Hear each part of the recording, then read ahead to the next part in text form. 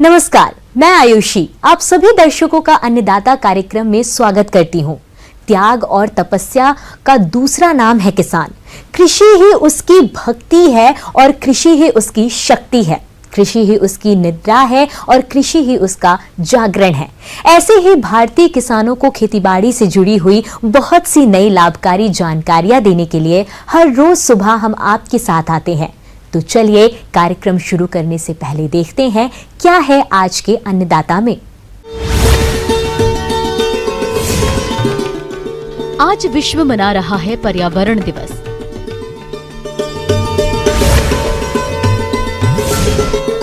कम area और कम खर्च में फ्रेंचबीन की खेती से किसान ने ली अच्छी आय।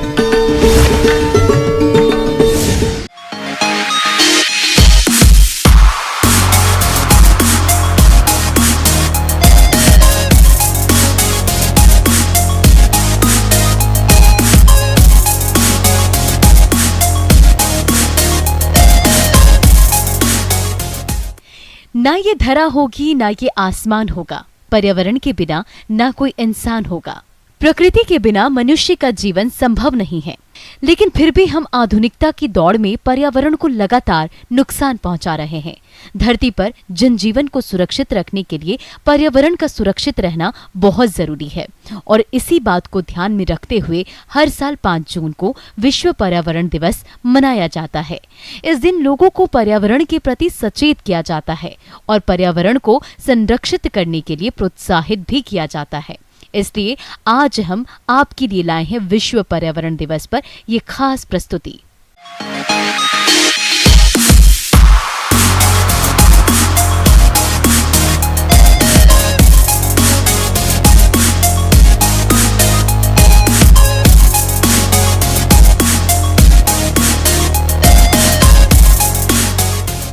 हम जहाँ रहते हैं वह है पृथ्वी और इस पृथ्वी पर पर्यावरण से ही जीवन संभव है। लेकिन आज हम जिस पर्यावरण में रह रहे हैं, इसमें सभी जीवों को पर्यावरण प्रदूषण के कारण भारी परेशानियों का सामना करना पड़ रहा है। ऐसे हालात में भी इसको गंभीरता से नहीं लिया जा रहा है। इसलिए शासन, प्रशासन और आम लोगों को जागरूक करने के लिए 5 जून को हर साल इसे मनाया जाता है। इस दिवस को मनाने की घोषणा संयुक्त राष्ट्र ने पर्यावरण के प्रति जागरूकता लाने के लिए वर्ष 1972 में की थी। इसी चर्चा के दौरान विश्व पर्यावरण दिवस का सुझाव भी दिया गया और इसके 2 साल बाद यानी 5 जून 1974 में इसे मनाना भी शुरू कर दिया गया। इसमें हर साल 143 से अधिक देश भाग लेते हैं, जिसके लिए हर वर्ष अलग अलग थीम रखी जाती है। लोगों को पर्यावरण सुरक्षा के लिए नई थीम के साथ जागरूक किया जाता है और इस वर्ष की थीम है वनली वन अर्थ, यानी पृथ्वी ही एक ऐसा ग्रह है जिस पर जीवन है, जिसे हमें सुरक्षित रखना है। पृथ्वी पर पर्यावरण और जीवन का गहरा संबंध है। पृथ्वी पर पर्यावरण है और पर्यावरण से ही जीवन संभव है, क्योंकि पर्यावरण से ही हर संसाधन उपलब्ध होते हैं। प्रत्येक जीव को जीने के लिए पर्यावरण की सबसे अधिक आवश्यकता होती है। पर्यावरण ने हमें हवा, जल, धरती, आकाश और अनुकूल वातावरण उपहार की तरह प्रदान किया है। इनका सही उपयोग और इनको प्रदूषित करने वाले कारणों की सबको जानकारी होना जरूरी है, ताकि पर्यावरण को प्रदूषित होने से बचाने के लिए जरूरी उपायों को अपनाया जा सके। मैं ये बताना चाह रहा हूँ 5 जून को विश्व पर्यावरण दिवस है। और जैसा कि अपन जानते हैं, पर्यावरण मानव जीवन के लिए बहुत उपयोगी है।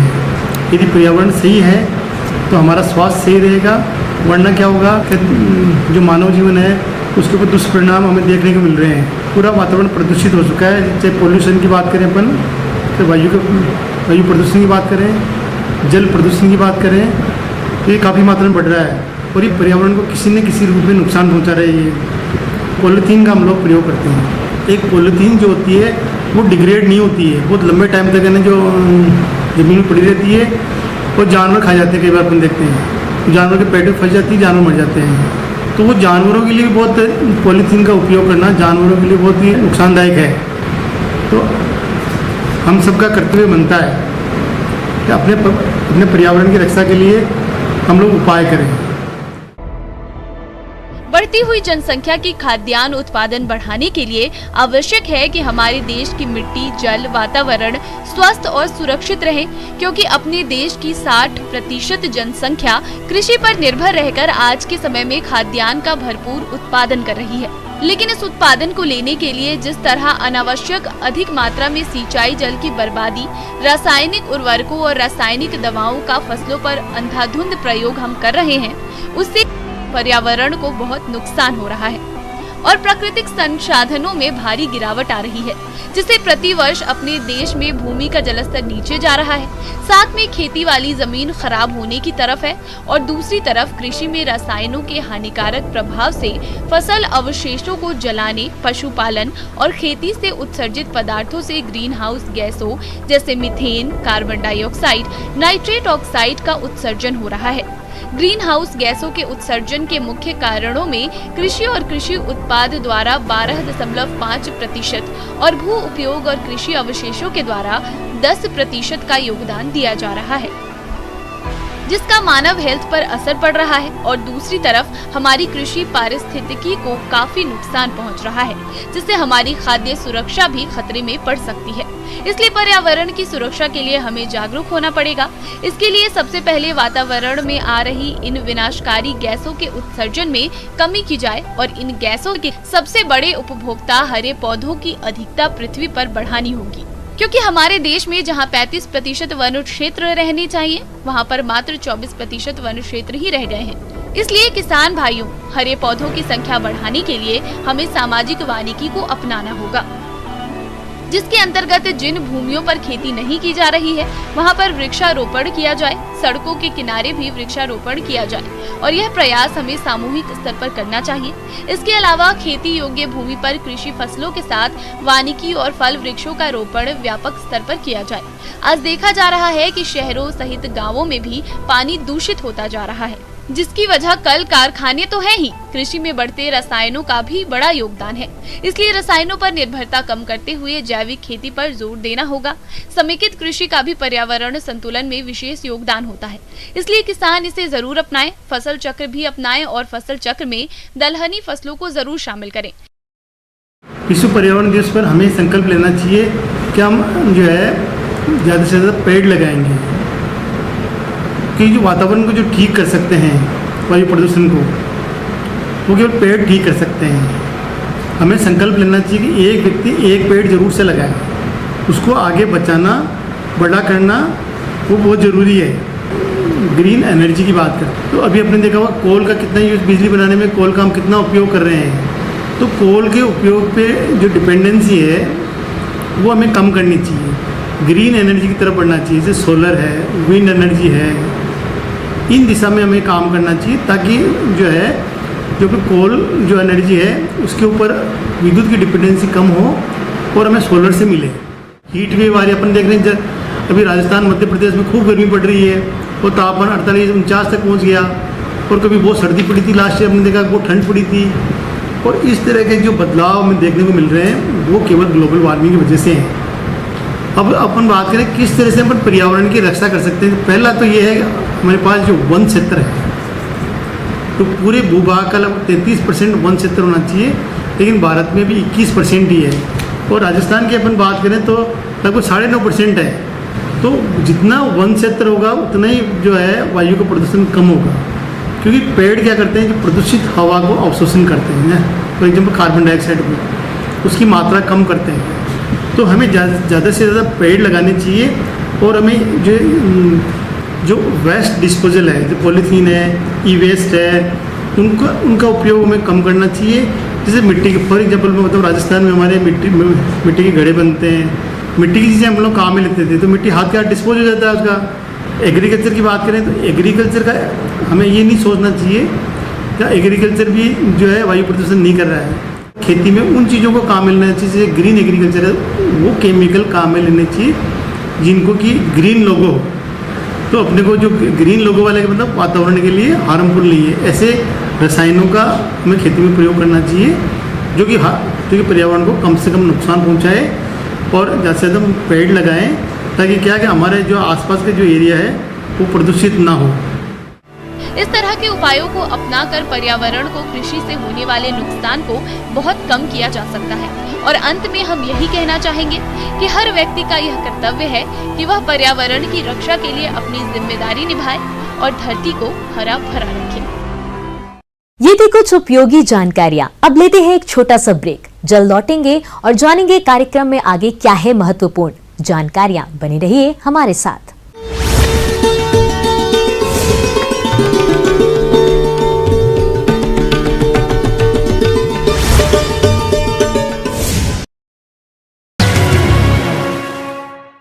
ब्रेक के बाद आप सभी दर्शकों का स्वागत है। चलिए अब रुख करते हैं अगली कड़ी की ओर।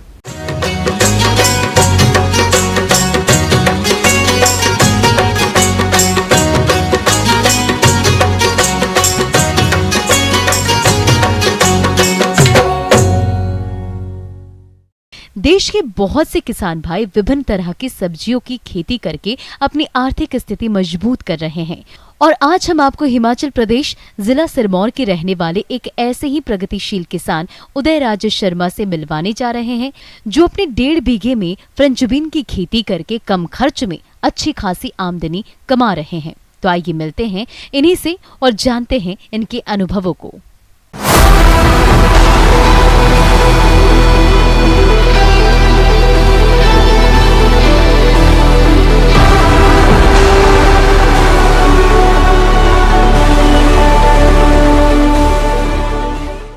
हमारे पास यहाँ पे 400 बीघा लैंड है जिसमें सभी कृषि करते हैं। हमारा टमाटर हो गया, बीन हो गया, शिमला मिर्च हो गया, लहसुन हो गया, आलू हो गया। हमारी यहाँ की नकदी फसलें हैं। ये मैंने 1.5 बीघे में बीन लगाई है। एक खेत मेरा ये है। यहाँ पे मैंने साथ में पर बेल वाली भी लगाई है आधा किलो, और एक खेत में मैंने और लगाई है। इससे पहला जब ये बीन लगाई जाती है हमारे यहाँ पर, ये 15 फरवरी के आसपास में बीन लगाई जाती है। ये मैंने इसमें श्रिया लगाया है, साथ में मैंने बेल वाली भी वो भी मैंने लगाया अशोक का। मेरे पास 3 किलो बीन लगी है कम से कम। अब बात आती है बीजोपचार की, तो यह किसान भाई बुआई से पहले 2 ग्राम कार्बेंडाजिम से प्रति किलोग्राम बीजों को उपचारित किए और इसके बाद ही बीजों की बुआई किए, जिससे कि फ्रेंच बीन की फसल कीट रोगों से मुक्त रहकर अच्छी बढ़वार करे और उससे उत्पादन भी अधिक मिल सके।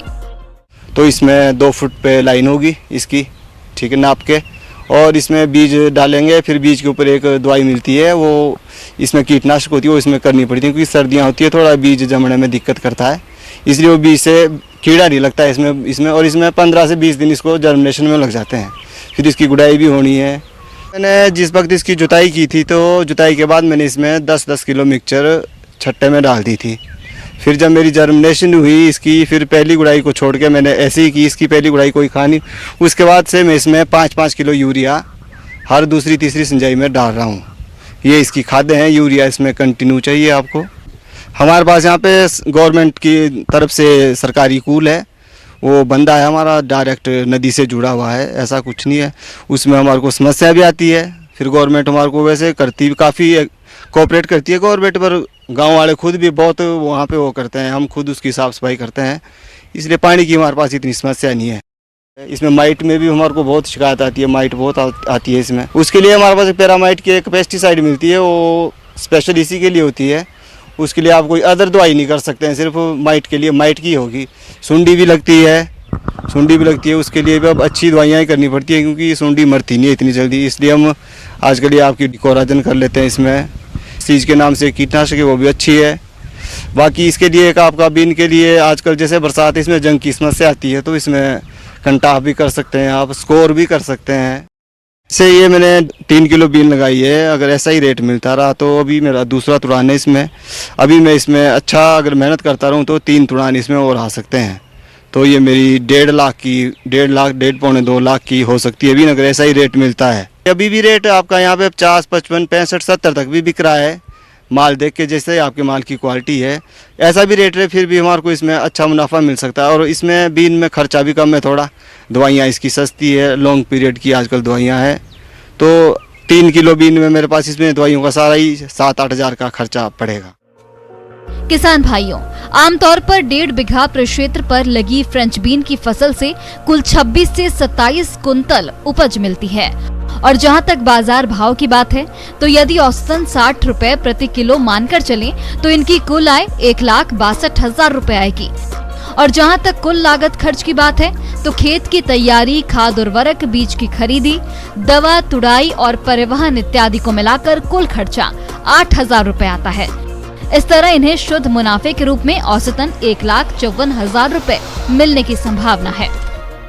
हमारे पास यहाँ पे मंडी नज़दीक है, जैसे लोगों के पास अपनी गाड़ियाँ हैं तो थोड़ा बहुत माल अपना गाड़ी में डाल के भी ट्रांसपोर्टेशन से भी बच जाते हैं हम, हमारा समय भी बच जाता है क्योंकि मंडी हमारे यहाँ पे 1 किलोमीटर बिल्कुल पास में ही है, तो वो भी हमारे को यहाँ पे प्रॉफिट हो रहा है। आगे और भी है कुछ रोचक जानकारियां, पर यहाँ पर रुकेंगे एक और ब्रेक के लिए। जल्द हाजिर होते हैं।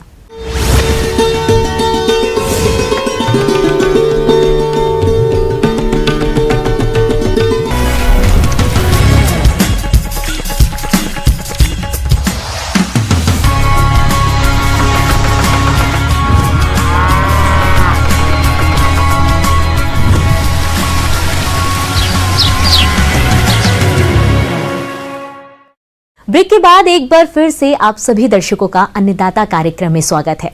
बढ़ते हैं अगली प्रस्तुति की ओर।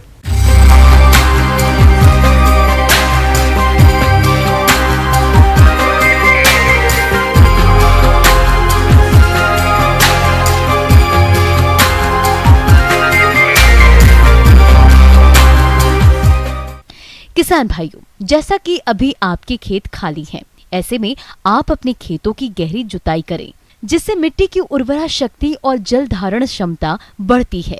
इसके साथ ही कीट और रोग भी नष्ट हो जाते हैं। तो गहरी जुताई करने के लिए किन किन यंत्रों की आवश्यकता होती है और इसके क्या फायदे हैं, इसके बारे में जानकारी दे रहे हैं कृषि वैज्ञानिक डॉक्टर उत्तम कुमार।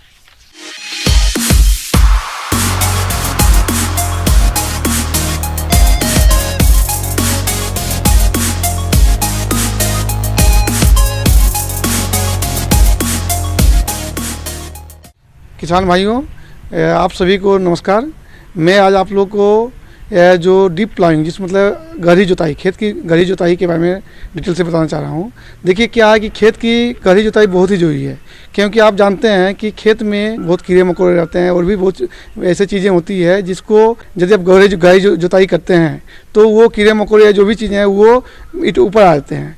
और खेत को गहरी जुताई करने से क्या होता है कि जो भी आपका जो भी फसल आप लगाना चाहते हैं उसमें उसकी जड़ें अधिक नीचे तक जा सकती हैं।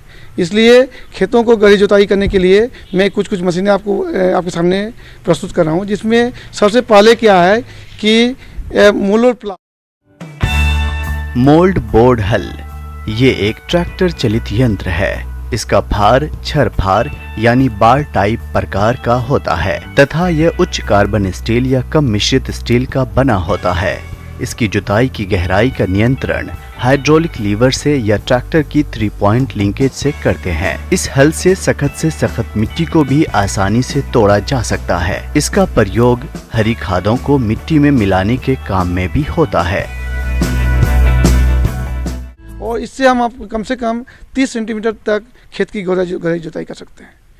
अब देखिए दूसरा जो हमारे पास मशीन होता है, जो एक डिस्क प्लाव होता है, उस प्लाव से हम लोग खेत की गहरी जुताई कर सकते हैं। इसमें क्या, इसमें डिस्क लगे होते हैं, उसमें उस डिस्क से अपने चूँकि वजन होता है डिस्क का, उसी डिस्क के वजन से वो मिट्टी में जो भी हार्ड मिट्टी हो या जो भी मिट्टी है उसको तुरंत आपको अधिक डीप तक वो प्लाइंग करते जाता है। और इसमें भी जैसे आपको हम बताया कि इसमें भी 2 डिस्क 3 डिस्क या 4 डिस्क के लगे होते हैं। अब वो आपका जो ट्रैक्टर की क्षमता है उसके अनुसार आप उसका इस्तेमाल कर सकते हैं। डिस्क प्लाव प्राथमिक भूमि तैयार करने वाला 3 पॉइंट लीकेज इम्प्लीमेंट है। यह मिट्टी खुदाई के लिए प्रयोग किया जाता है। आमतौर पर नरम मिट्टी की स्थिति में अधिक प्रयोगी है। कुछ डिस्क प्लाव में 2 से 4 बॉटम होते हैं। इसको खुदाई की गहराई और दिशा के अनुसार व्यवस्थित किया जा सकता है। और इसके बाद हमारे पास जो देखिए जब क्या होता है, आप देखे होंगे कि किसी भी खेत में जब हम लोग बराबर खेत में बड़ा मशीन चलता है, जैसे ट्रैक्टर है या और भी आप मशीन चलाते हैं, जैसे कंबाइनर से या जो भी बड़ी मशीन नाम ले रहे हैं, तो जब चलाते हैं तो देखिएगा क्या है कि मिट्टी हार्ड हो जाती है, तो एक हार्ड पेन बन जाता है।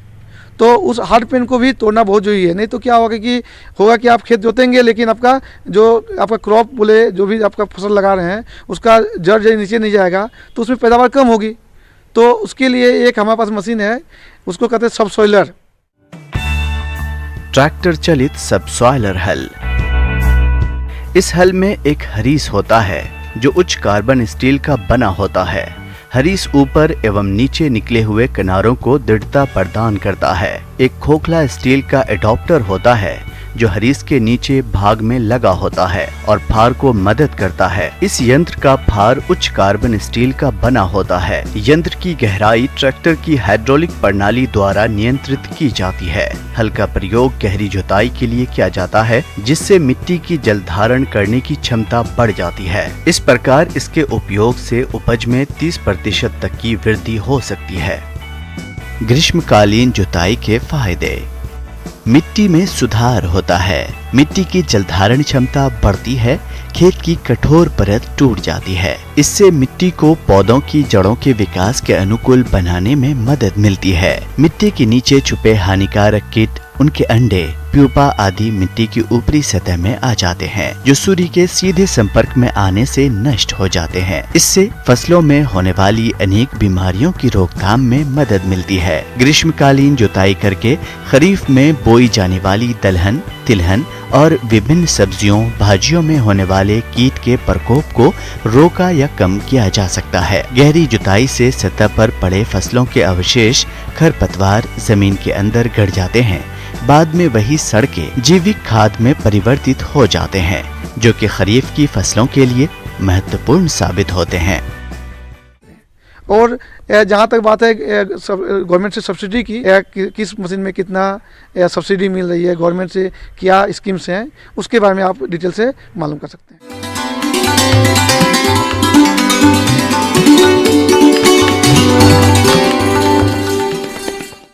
अन्नदाता हेल्पलाइन निशुल्क फोन संपर्क सेवा के माध्यम से आपकी द्वारा पूछी गई समस्याओं में से एक या दो महत्वपूर्ण समस्याओं को हम अपने कार्यक्रम में शामिल करते हैं। इसी के तहत आज की चयनित समस्या और उसका जवाब इस प्रकार है।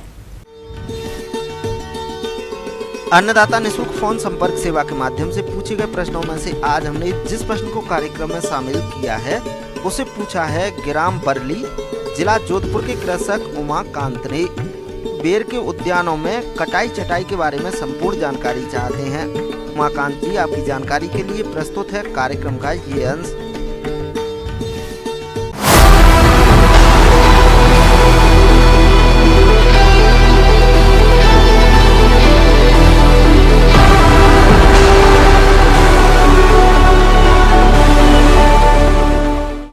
आज हम चर्चा करेंगे बेर की फसल में खाद, उर्वरक एवं सदाई कटाई प्रबंधन किस प्रकार से किया जाए। तो हम बात करें कि भारत के प्राचीन फलों में से बेर एक फल है और इसे गरीबों का सेव कहा जाता है क्योंकि इसमें अनेक खनिज तत्व और विटामिन से इसमें पाए जाते हैं जो हमारे स्वास्थ्य के लिए लाभकारी होते हैं। और बेर से जैसे कैंडी, मुरब्बा, ये उत्पाद भी बनाए जाते हैं। बेर के बाग में कुछ कार्यों को करने पड़ते हैं जिसमें पौधों को आकार देना और बेर की कटाई छटाई पौधे की पैदावार और फलों की गुणवत्ता को बढ़ाती है। नियमित रूप से कटाई छटाई करने से धूप और हवा आसानी से पेड़ के हर भाग को मिलती रहती है जिससे आने वाले दिनों में अधिक संख्या में अच्छे फल मिलते हैं। अगर हम हर वर्ष बेर की पौधों की कटाई छटाई करेंगे तो अच्छा उत्पादन प्राप्त होने की संभावना रहती है। अगर कटाई छटाई हम समय पर नहीं करते हैं तो अच्छा उत्पादन प्राप्त नहीं होता है। अब हम बात करते हैं कि किस प्रकार से बेर के पौधों की कटाई छटाई की जाए। जैसे कोई पौधा होता है, बेर के बगीचे होते हैं, उनमें सबसे पहले हम क्या करते हैं कि जो मुख्य तना रहता है उस तने से 4 से 5 शाखाएं हर दिशा में हम छोड़ते हैं और प्रथम शाखा को लगभग 30 सेंटीमीटर ऊंचाई पर हम काटते हैं। इसी प्रकार चारों दिशाओं की शाखाओं को 15 से 20 सेंटीमीटर के अंतराल पर हम काटते हैं, क्योंकि ये पौधे को एक उचित आकार और उसको सशक्त रूप देने के लिए कटाई छटाई का कार्य किया जाता है। और जो पत्तियां होती हैं उनकी कक्ष से जो नई शाखाएं निकलती हैं, वो शाखाएं हमें फल और फूल देने के लिए समर्थ होती हैं। तो इस प्रकार बेर की कटाई छटाई करने से नई शाखाएं ज़्यादा निकलती हैं और ज़्यादा हमें फल और फूल प्राप्त होता है। किसान भाइयों, आपको बेर के बाग से अधिक फल उत्पादन लेने के लिए जरूरी है कि बाग में संतुलित मात्रा में खाद और उर्वरकों का प्रयोग करें। इसके लिए 5 साल से अधिक उम्र के पौधों में गोबर की खाद 40 kilo, urea 1.20 kilo, super phosphate 1.75 kilo, muriate of potash 250 ग्राम का प्रयोग करते हैं, जिसमें यूरिया की आधी मात्रा और फास्फोरस और पोटाश की पूरी मात्रा जुलाई माह में और शेष यूरिया की मात्रा नवंबर माह में प्रयोग करते हैं। ऐसा करने से बेर की अच्छी फलत मिलती है। हम यह उम्मीद करते हैं कि आज का कार्यक्रम आप सभी दर्शकों के लिए उपयोगी रहा होगा। किसान भाइयों, अन्नदाता आपकी सेवा के लिए संकल्परत है और कृषि संबंधित समस्या एवं सुझावों के लिए आप हमें इस पते पर संपर्क कर सकते हैं। प्रोड्यूसर अन्नदाता, news 18 Rajasthan, Ramoji film city, Hyderabad 501512। साथ ही आप हमें ईमेल भी कर सकते हैं। हमारा ईमेल है p18annadatarajasthan@nw18.com। इसके अतिरिक्त आप हमें निशुल्क हेल्पलाइन नंबर 180088926163 पर सोमवार से शनिवार सुबह 10 से शाम 4 बजे के बीच संपर्क कर सकते हैं। फिलहाल अन्नदाता की पूरी टीम को इजाजत दीजिए। कल फिर इसी समय आपसे मुलाकात होगी कृषि संबंधित कुछ और महत्वपूर्ण जानकारियों के साथ। नमस्कार।